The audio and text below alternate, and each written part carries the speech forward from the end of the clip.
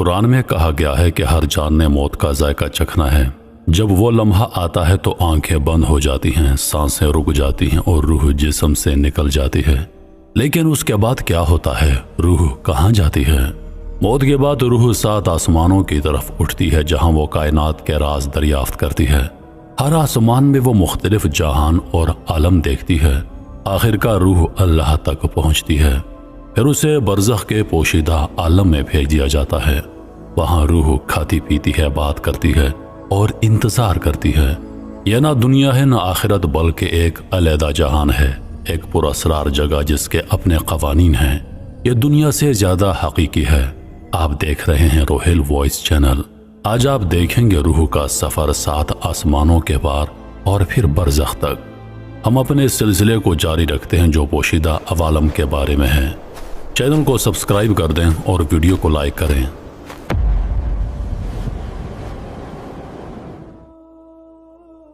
19ویں صدی تک لوگ یہی مانتے تھے کہ زمین مرکز میں ہے اور سورج، چاند و ستارے سب زمین کے گرد گھوم رہے ہیں۔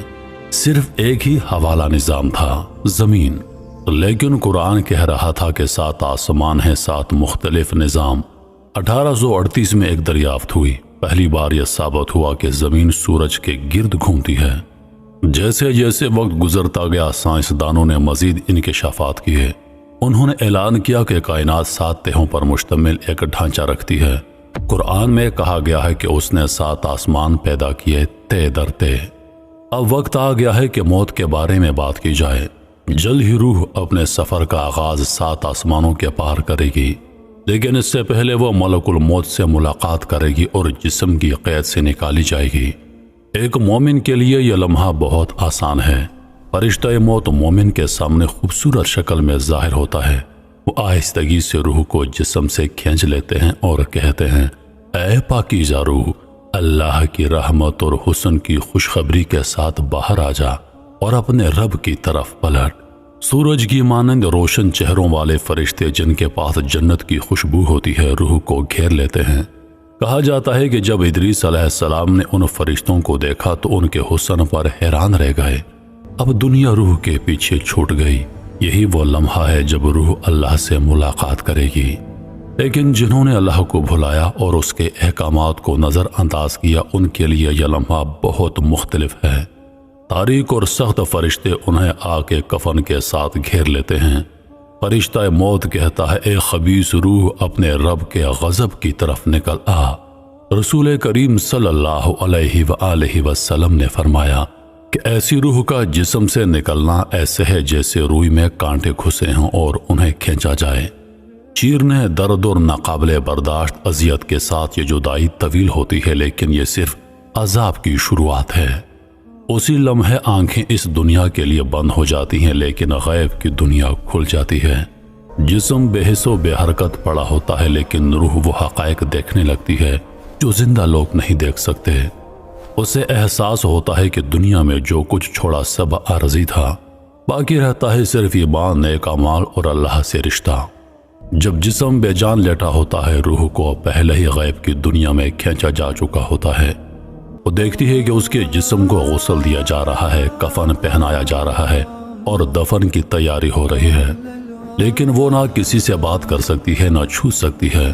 وہ موجود ہے مگر ایک اور جہت میں۔ جسم سے نکلنے کے بعد اپنے پہلے عروج میں روح نے خود کو نیلی روشنی کے سمندر کے وسط میں پایا۔ زمین کا ماحول اسے ایک بڑی بلوری گنبد کی طرح گھیرے ہوئے تھا۔ جب وہ آسمانی دنیا سے گزری تو اس نے ایک بار پھر اپنے رب کی عظیم حکمت کو دیکھا۔ اس درجے پر فرشتے نے پہلی خوشخبری دی، خوشخبری ہو اے پاک دل، دنیا میں جو بھی نماز تم نے پڑھی اس نے اس آسمان کے دروازے تمہارے لیے کھول دیے۔ تمہاری دعائیں ان تہوں سے گزرتی ہوئی اوپر اٹھتی تھیں اور اب تم خود ان کے پیچھے جا رہے ہو۔ روح نے پیچھے مڑ کر دیکھا، دنیا کا شاندار ماحول اور آسمان ایک جواہر کی مانند لگ رہا تھا۔ اس نے دل کی گہرائی سے کہا، میرے رب تو نے کتنا حسین پیدا کیا۔ دوسرا آسمان۔ جب روح نے خلا کی گہری خاموشی میں قدم رکھا تو سب سے پہلے اسے چاند کی پرسکون روشنی ملی، پھر سورج، اور ایسا تھا جیسے پورا نظام روح سے کہہ رہا ہو، آگے بڑھ اے بابرکت روح، بڑے جہان تمہارا انتظار کر رہے ہیں، تمہارے رب کی نعمتیں بے شمار ہیں۔ تیسرا آسمان۔ قریبی کہکشانی خلا کے راز سورج کے نظام کو چھوڑنے کے بعد روح بین النجومی خلا میں داخل ہوئی۔ ستاروں کے درمیان کی خالی جگہ، یہاں کائناتی ہوائیں چل رہی تھیں، ستاروں سے ذرات کے بہاؤ جیسے سانس کائنات میں حرکت کر رہے ہوں۔ 4.2 نوری سال دور ایک سرخ بونا ستارہ روح حیران رہ گئی۔ ہر ستارہ ایک سورج کی مانند تھا اور ان کے گرد بے شمار جہان ہو سکتے تھے۔ روح ان سب کو تعجب سے دیکھتی رہی۔ سورج سے ہزاروں گنا بڑے ستاروں کے بیچ سے گزرتے ہوئے روح نے کائنات کا سفر جاری رکھا۔ چوتھا آسمان۔ پھر روح نے پہلی بار کہکشاں ملکی وے کو اپنی حقیقی شکل میں دیکھا۔ 100 ارب ستارے جو سربل بازوں میں تھے جیسے الہی خوشخطی کا ایک شاہکار۔ مرکز میں ایک عظیم سیاہ شگاف تھا۔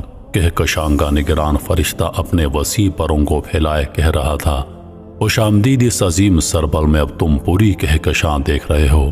ہر ستارہ اللہ کا ایک کلمہ ہے، ہر صحابیہ اس کی ثنائی کا عکس۔ تخلیق کے دھماکے نظر آ رہے تھے جب نئے سورج وجود میں آ رہے تھے۔ جب روح کہکشاں کی سرحد کے قریب پہنچی تو وہ مقامی گروپ کی طرف بڑھ رہی تھی۔ پانچواں آسمان۔ کہکشاؤں کی دنیا۔ پانچویں آسمان کے دروازے پر روح اچانک رک گئی۔ اس کے سامنے ناقابل تصور منظر کھل گیا۔ درجنوں کہکشائیں روشنی کے پہیوں کی مانند گھوم رہی تھیں۔ ہر کہکشاں کے مرکز میں عظیم سیاہ شگاف اللہ کی طاقت کی گواہی دے رہا تھا۔ جیسے جیسے روح اوپر اٹھی اس نے اربوں ستاروں کی پیدائش اور موت کو دیکھا۔ چھٹا آسمان۔ اب روح انسانی ذہن کی حدود سے آگے بڑھ چکی تھی۔ اس کے سامنے دیوہیکل ڈھانچے تھے جن میں ہزاروں کہکشائیں شامل تھیں۔ یہ سپر کہکشانی جھرمٹ تھے، کائنات کی سب سے بڑی اینٹیں۔ روح نے کائناتی جال کو دیکھا، کائنات کا جال جیسے ساخت۔ جب روح نے دیکھا کہ یہ ساری عظمت ایک ترتیب اور حکمت کے ساتھ بنی ہے، تو جب وہ 7ویں آسمان تک پہنچی تو یہ کائنات کے معلوم کنارے پر تھی۔ یہاں کائناتی مائکروویو پس منظر موجود تھا، یعنی تخلیق کی پہلی روشنی جو آج بھی گونج رہی ہے۔ یہ بگ بینگ کے آخری آثار تھے جو 13.8 ارب سال پہلے ہوا تھا۔ روح نے کائنات کی حدود کو پار کیا اور غیب کے عوالم میں داخل ہو گئی۔ جیسے جیسے وہ اللہ کے قریب پہنچی اسے دکھایا گیا کہ پوری کائنات دراصل بہت چھوٹی ہے۔ 18,000 عالم تخلیق کیے گئے ہیں اور سب اللہ کی قدرت کے ماتحت ہیں۔ جب اللہ کی تجلی ظاہر ہوئی تو روح بالکل پگھل گئی۔ اب کوئی میں باقی نہ رہا، بس وہی رہا۔ تمام جہان، کہکشائیں اور ستارے اس مقدس حضوری میں ایک نقطہ کی مانند تھے۔ پھر خدائی خطاب آیا، اے میرے بندے، تو نے دنیا میں میری خاطر نماز پڑھی اور میں نے تیرے لیے جنت میں جگہ تیار کی۔ تو نے میری رحمت کی امید رکھی اور میں نے تجھے اپنی سب سے اونچی رحمت تک پہنچایا۔ خوش آمدید۔ ان الفاظ کے ساتھ روح روشنی سے بھر گئی اور اسی لمحے روح کو سمجھ آ گئی کہ یہ سارا کائناتی سفر دراصل اس آیت کا مطلب ہے، اِنَّ لِلَّهِ وَإِنَّا إِلَيْهِ راجعون۔ یقیناً ہم اللہ کے ہیں اور ہم سب کو اسی کی طرف لوٹ کر جانا ہے۔ یہ سفر ہر مسلمان کا روحانی تجربہ ہے جو موت کے بعد پیش آئے گا۔ جیسا کہ اسلامی ماخذ میں بیان کیا گیا ہے، قرآن کہتا ہے، اے نفس مطمئنہ، اپنے رب کی طرف لوٹ جا۔ اور احادیث بھی اس سفر کو بیان کرتی ہے، ایمان والوں کو خوشخبری دیتی ہیں کہ ان کے لیے ایک امید بھرا مستقبل ہے۔ جب روح اللہ تک پہنچتی ہے تو اس کے حکم سے اسے واپس زمین پر بھیج دیا جاتا ہے۔ اس وقت دنیا میں لوگ میت کو غسل دیتے ہیں، کفن پہنانے کی تیاری کرتے ہیں۔ اگر مرحوم مسلمان ہو تو اسے صحیح حدیث کے مطابق غسل دیا جاتا ہے۔ روح اس سب کو محسوس کرتی ہے، پانی ٹھنڈا ہے یا گرم، ہاتھ نرم ہے یا سخت۔ اس لیے رسول کریم صلی اللہ علیہ وآلہ وسلم نے حکم دیا کہ مردے کو نرمی کے ساتھ غسل دیا جائے ورنہ روح کو تکلیف ہوتی ہے۔ غسل کے بعد روح جنازے کا انتظار کرتی ہے۔ بعض روایات میں ہے کہ وہ جنازے کو دیکھتی ہے۔ نماز جنازہ کے بعد جب دفن کا وقت آتا ہے اور قبر بند کی جاتی ہے تو ہر انسان ایک لمحے کا سامنا کرتا ہے، خواہ مومن ہو یا کافر۔ قبر جو زندوں کے لیے خاموش اور تاریک ہے، مردے کے لیے سوال و جواب کی جگہ بن جاتی ہے۔ دو فرشتے منکر اور نکیر آتے ہیں، ان کی ہیبت ایسی ہوتی ہے کہ پہلے کبھی نہیں دیکھی گئی ہو۔ وہ روح کو بٹھاتے ہیں اور سوال کرتے ہیں، تیرا رب کون ہے؟ تیرا دین کیا ہے؟ تیرا نبی کون ہے؟ جو صحیح جواب دے اس کی قبر کشادہ ہو جاتی ہے، جنت کی کھڑکی کھلتی ہے، خوشبو اور ٹھنڈی ہوا آتی ہے، فرشتے کہتے ہیں سکون سے آرام کر قیامت تک کے لیے۔ برزخ میں بھی ایک طرح کی زندگی ہے، روح خوشی، غم، راحت اور تکلیف سب محسوس کرتی ہے، لیکن زندہ دنیا والے اپنے عام حواس سے نہیں جان سکتے کہ روح کیا دیکھتی ہے۔ یہ علم ہمیں صرف نبی کریم صلی اللہ علیہ وآلہ وسلم کے ذریعے ملا ہے۔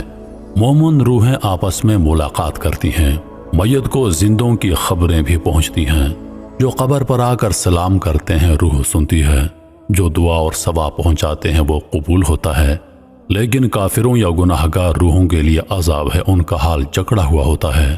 روح کے درجات شاہ ولی اللہ دہلوی رحمۃ اللہ علیہ کے مطابق کچھ روحیں بیداری کی حالت میں ہیں، اعمال کے مطابق جزا یا سزا پاتی ہیں، کچھ روحیں خواب جیسی حالت میں ہیں، خوابوں کے ذریعے راحت یا تکلیف پاتی ہیں، نیک روحیں فرشتوں کے ساتھ مل کر فرشتوں جیسی زندگی گزارتی ہیں، انبیاء کی روحیں اپنے جسم کی شکل میں مشک و کافور کی خوشبو کے ساتھ جنت میں رہتی ہیں، شہداء کی روحیں سبز پرندوں میں ہیں، جنت میں کھاتی اور عرش کے نیچے آرام کرتی ہیں، فرما بردار مومنوں کی روحیں جنت کے کنارے پر رہتی ہیں، کھانے پینے کی ضرورت نہیں، جنت کے نظاروں سے لطف اٹھاتی ہیں، گناہگار مومنوں کی روحیں آسمان اور زمین کے بیچ معلق رہتی ہیں، کافروں کی روحیں سجین میں قید ہیں جو ساتویں زمین کے نیچے ہیں۔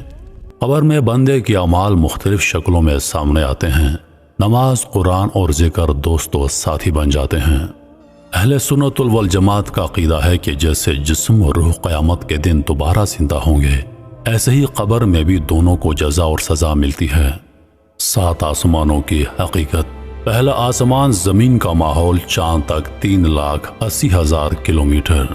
دوسرا آسمان سورج کا نظام 150 ملین کلومیٹر۔ تیسرا آسمان قریبی ستارے 3.26 نوری سال۔ چوتھا آسمان کہکشاں ملکی وے۔ پانچواں آسمان لوکل گروپ مقامی کہکشاؤں کا جھرمٹ۔ چھٹا آسمان ورگو سپر کلسٹر۔ ساتواں آسمان پوری کائنات 13.8 ارب نوری سال۔ قرآن نے 1400 سال پہلے بتایا کہ اور ہم آسمان کو وسعت دے رہے ہیں۔ اعمال اور آسمان کے دروازے، پہلا آسمان ایمان، دوسرا آسمان نماز، تیسرا آسمان زکوٰۃ، چوتھا آسمان روزہ، پانچواں آسمان حج، چھٹا آسمان والدین کی خدمت، ساتواں آسمان تہجد میں استغفار اور یتیموں کی خدمت۔ یہی ہے روح کا سفر، قبر سے لے کر آسمانوں تک، پھر اللہ کی حضوری تک۔